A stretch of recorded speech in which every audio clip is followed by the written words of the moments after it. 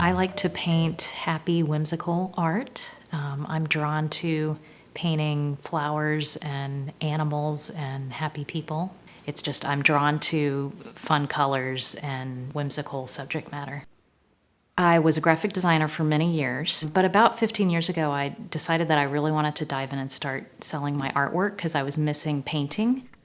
And I started out on wood because I could do small pieces that were affordable, and I really fell in love with painting on wood with acrylic. So I still continue to use that today. But then sometimes it'll like come together on its own. Frida Clements and I have been good friends for many years. She's also an artist, and we like to get together and work every once in a while. The little ones kind of work together, like they almost seem like they fit together in a way. It's nice. It's a nice break from sitting alone, in front of my desk all the time. I've never painted cherry blossoms before. It's sort of, yeah.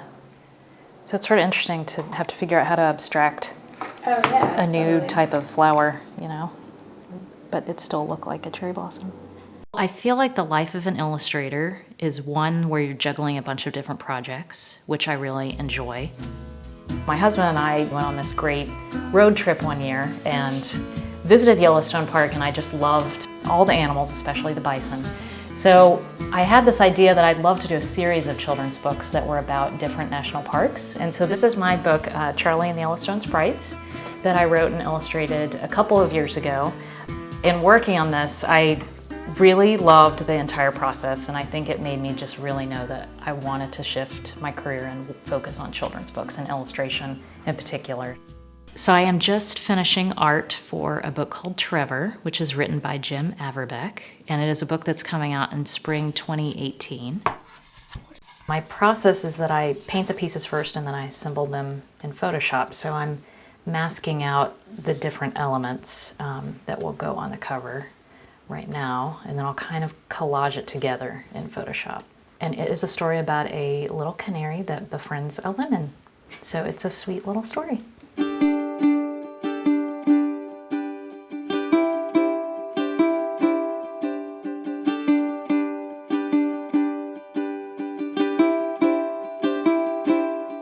Another thing that I like working for myself, being an illustrator, is continuing to grow and push my skill sets. So I enrolled in the University of Washington's Natural Science Illustration program. And with that, I'm getting to learn to work in new mediums, but then also learning how to examine things with more of a scientific perspective. So the illustration style needs to be rendered very realistically. Probably took me 6 to 8 hours to illustrate this guy. For scientific drawing, really being able to see and then render with your hand is an important skill. But then also patience, to be able to sit with a drawing for 4 to 8 to 12 hours. That seems like an important skill set as well. I love the idea that something that I did brings happiness and joy to other people. So to a kid that's reading my book or to someone that owns my artwork, that it brings happiness to their life. What does that say? Goodbye. Bye-bye.